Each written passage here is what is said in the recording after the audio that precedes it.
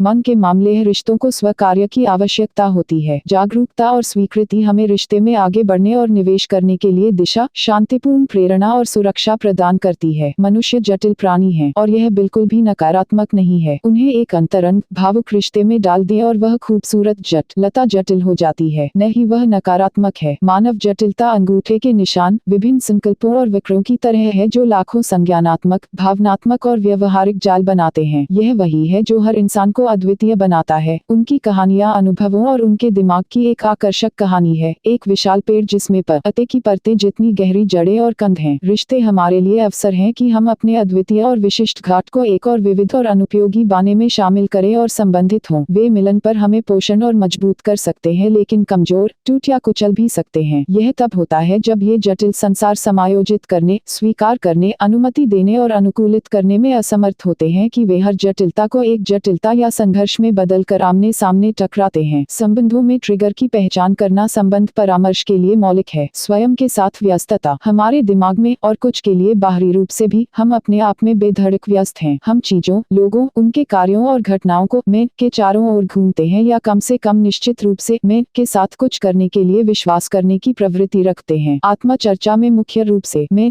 मेरा और इसी तरह के बयान शामिल हैं। अगर हमारा साथी देर से घर आ रहा है तो यह उनके व्यस्त दिन या कड़ी मेहनत के बारे में नहीं है, बल्कि हमारे बारे में इतना लंबा इंतजार करना है। यदि हमारे बच्चों ने एक स्कूल वर्ष के अंत में इतना अच्छा प्रदर्शन नहीं किया तो यह उनके बारे में इतना नहीं है, बल्कि हमारे बारे में दोषी, उदास, शर्मिंदा आदि महसूस करने के बारे में है। केंद्र में होने से अक्सर हमारी क्षमता से परे सोचने और खुद को समस्याओं और अन्य लोगों की समस्याओं पर प्रभावी ढंग से लागू करने की हमारी क्षमता समाप्त हो जाती है। यह भी पढ़े, दिमाग की बातें, आत्मविश्वास, स्पष्टता और साहस की तत्काल पेशकश। पिछला सामान, अद्वितीय अतीत में हमारे अपनेपन, पहचान, यादों और धारणा प्रवृत्तियों की नींव निहित है जो समय के साथ नए को समायोजित करने के लिए बहुत मजबूत और कठोर हो जाते हैं। अतीत के अनुभव, अच्छे या दर्दनाक, हमारे ताने बाने का एक महत्वपूर्ण हिस्सा बन जाते हैं और हमें इससे दूर, नए और अज्ञात में जाने की धमकी दी जाती है, जिससे हमारा वर्तमान प्रभावित होता है। मुझे कैसे पाला गया या मेरे पहले के परिवार द्वारा व्यवहार किया गया, मैं क्या कर रहा था, मुझे क्या आदत है, और ये कहानियां रिश्तों में हमारे दैनिक कामकाज में जबरदस्त हस्तक्षेप करती हैं। अनुमोदन, प्रशंसा, स्वीकृति की आवश्यकता। अनुमोदन की अत्यधिक आवश्यकता हमें केवल इसलिए असुरक्षित बना देती है क्योंकि यह संतुष्टि के लिए दूसरों पर या बाहर पर निर्भर है। नाजुक आत्मसम्मान, डोपामाइन रिलीज, भावनात्मक उत्थान और प्रशंसा और स्वीकृति से उद्देश्य की भावना का पीछा करता है, और ऐसा करने में हम कई रिश्ते चुनौतियों का अनुभव कर सकते हैं। जिन लोगों को प्यार महसूस करने के लिए स्वीकृति के शब्दों की आवश्यकता होती है, वे न केवल खुश करने के लिए उत्सुक होते हैं बल्कि आलोचना को स्वीकार करना या अनदेखा करना भी मुश्किल पाते हैं, जिससे कई संघर्ष होते हैं। उम्मीदें और मांगें, यह शायद निपटने के लिए सबसे कठिन लोगों में से एक है। इसके पीछे कारण यह है कि रिश्ते का मूल आधार प्रतिबद्धता है और हम में से अधिकांश के लिए जरूरतों को पूरा करने में अनुवाद होता है। चाहना, उम्मीद करना और उम्मीद करना कोई समस्या नहीं है। संघर्ष तब उत्पन्न होता है जब इच्छा